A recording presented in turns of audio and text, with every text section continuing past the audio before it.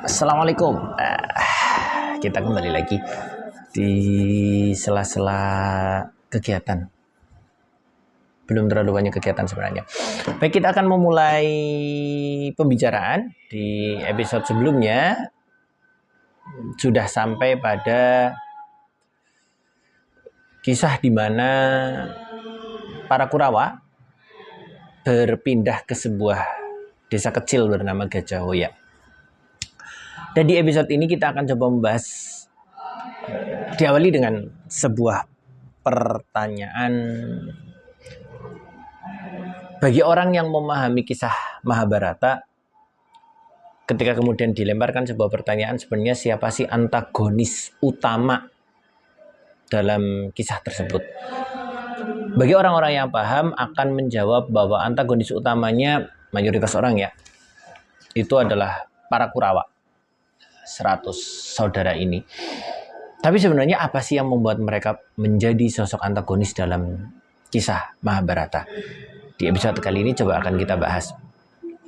Ketika Kurawa, atau lebih tepatnya Dhestharashta ya, memutuskan untuk keluar dari lingkup istana, dari ring 1 istana, menuju ke sebuah desa kecil bernama Gajahoya, beserta dengan istrinya, yaitu Dewi Gendari dan anak-anaknya, para Kurawa yang jumlahnya 100 orang, dan para emban. Ada satu orang yang menyusul dalam perpindahan itu, yaitu seorang bernama Sengkuni. Siapa Sengkuni? Sengkuni ini adalah adik dari Dewi Gendari. Menyusul ke Gajahoya karena suatu alasan. Jadi waktu itu Sengkuni awalnya akan ikut sayembara di Kerajaan Mandura. Sudah kita bahas di episode sebelumnya bahwa waktu itu Kerajaan Mandura mengadakan sebuah sayembara untuk mencari pangeran yang pantas menjadi suami dari Dewi Kunti Talibrata. Sengkuni akan ikut sayembara dan ternyata terlambat. Ya, Dewi Kunti Talibrata sudah diperistri oleh Prabu Pandu Dewanata. Sengkuni ini kadung malu untuk kembali ke kerajaannya di Lesanpura, maka akhirnya memilih menyusul kakaknya Dewi Gendari di Gajahoya. Jadi Gajahoya menjadi tempat munculnya dendam-dendam tersendiri. Dhestharashta tidak bisa dipungkiri masih punya sedikit rasa sakit hati mengapa dia tidak ditunjuk menjadi penerus tahta Hastinapura setelah Abhiyasa. Gendari dendam kepada Bisma yang waktu itu datang melamar, dan waktu itu Gendari tanya apakah Dhestharashta yang akan dijodohkan dengannya memiliki kegagahan atau bentuk fisik sama seperti Pandu, dan Bisma sebenarnya tidak menjawab, tidak mengiyakan dan tidak menolak atau tidak mengingkari juga. Hanya saja, dan ketika mendapati Dhestharashta memiliki tubuh fisik yang seperti itu, Gendari merasa dendam terhadap Bisma. Dan Sengkuni yang hadir terakhir, orang yang memiliki dendam terhadap Pandu, meskipun sebenarnya Pandu tidak ada urusan dengan Sengkuni, tapi keberhasilan Pandu memperistri Dewi Kunti Talibrata memunculkan dendam pada diri Sengkuni. Dendam tumbuh di Gajahoya. Jadi para Kurawa ini, para anak Dhestharashta hidup di Gajahoya. Masalah utamanya adalah apa? Mereka kan masih kerabat kerajaan, maka kerajaan masih bertanggung jawab terhadap keberlangsungan kehidupan Dhestharashta, istri dan anak-anaknya. Kebutuhan fisik atau kebutuhan pokok dipenuhi dari kerajaan. Jadi dari pusat pemerintahan Hastinapura tidak pernah telat untuk mengirim sumber-sumber pokok makanan, pakaian, tempat tinggal mereka dibaguskan. Mereka dipastikan tidak pernah kelaparan dan sebagainya. Mau bagaimanapun meskipun tinggal jauh dari kerajaan, mereka tetap kerabat kerajaan, bahkan anak pertama dari raja yang sudah turun tahta.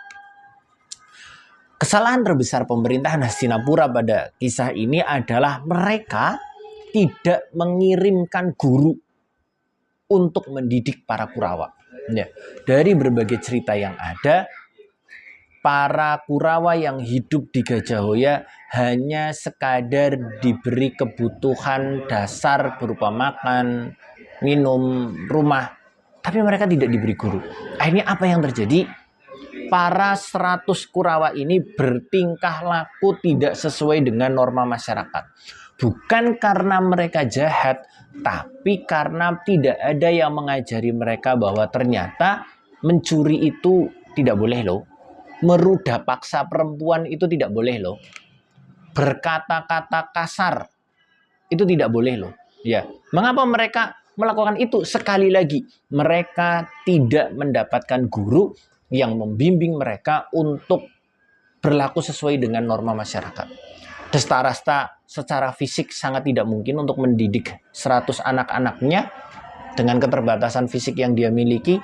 Sementara Dewi Gendari dari awal memang sudah tidak cocok dengan pernikahan yang dia jalani sendiri. Maka yang terjadi adalah apa? 100 Kurawa ini tumbuh dengan tingkah laku yang jauh dari kata baik, apalagi sebagai kerabat istana. Mereka mencuri, mereka merudah paksa perempuan, mereka merampok, mereka berkata kasar. Ya, jadi orang-orang yang biasanya sering berkata kasar itu biasanya tidak dapat pendidikan, ya, atau pendidikannya kurang. Ya, jadi karena sekali lagi tidak ada guru. Terlebih lagi, apakah masyarakat sekitar tidak memperingatkan para Kurawa ini ketika mereka bertingkah laku tidak sesuai norma? Masalah utamanya adalah apa? Para Kurawa ini masih kerabat kerajaan. Mereka memiliki simbol. Biasanya orang-orang kerabat kerajaan itu memiliki gelang khusus yang mereka pakai sebagai identitas bahwa mereka masih kerabat dekat dengan kerajaan. Maka ketika para Kurawa bertingkah laku seperti ini, tidak ada masyarakat sekitar Gajahhoya yang kemudian memperingatkan para Kurawa bahwa tingkah laku mereka ini keliru, tingkah laku mereka ini melanggar norma.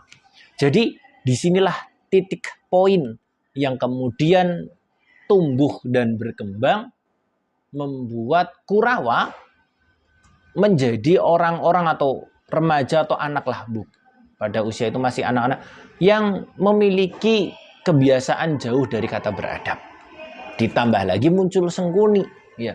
Rasa dendam Sengkuni terhadap Pandu Dewanata dia lampiaskan dengan cara meracuni para Kurawa yang merupakan keponakan dia sendiri untuk membenci Pandu dan anak-anaknya, yaitu para Pandawa. Ya. Jadi sejak di Gajahhoya, Sengkuni itu membisikkan ya kata-kata bahwa Pandu itu jahat.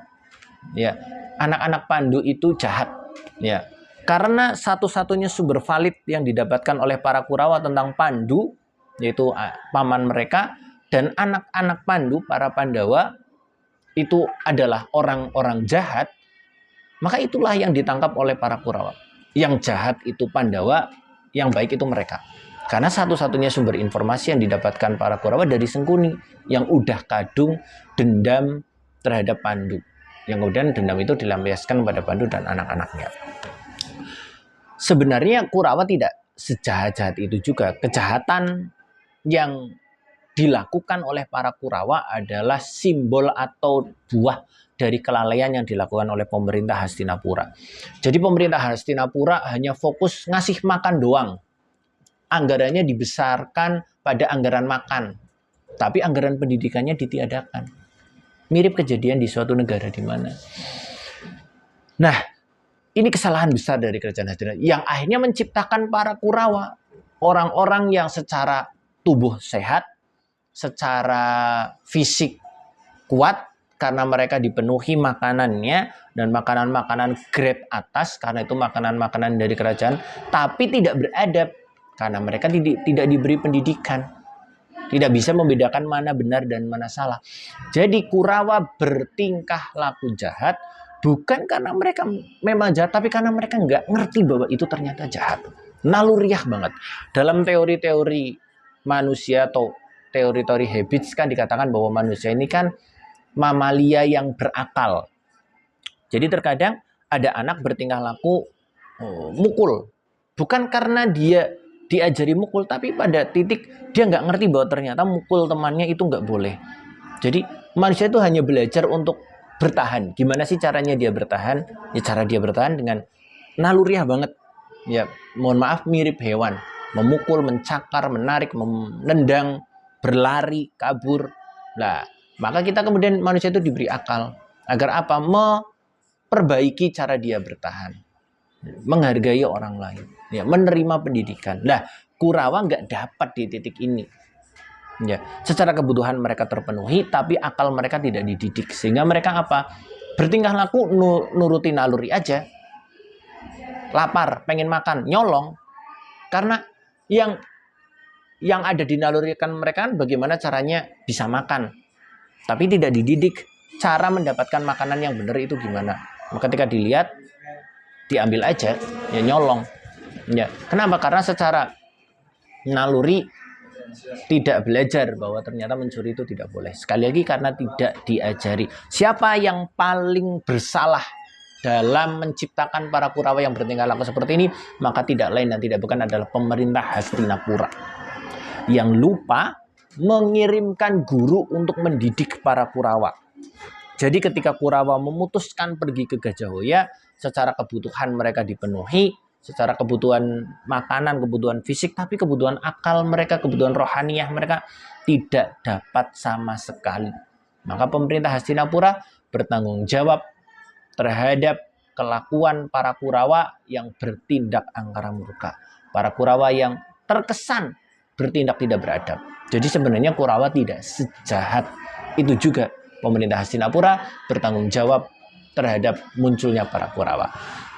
Mungkin itu untuk membahas, karena kejadian di Gajahhoya tidak terlalu banyak. Nanti cerita akan kita lanjutkan di episode berikutnya, membahas perjalanan atau konflik antara Pandawa dan Kurawa berikutnya. Terima kasih. Assalamualaikum warahmatullahi wabarakatuh.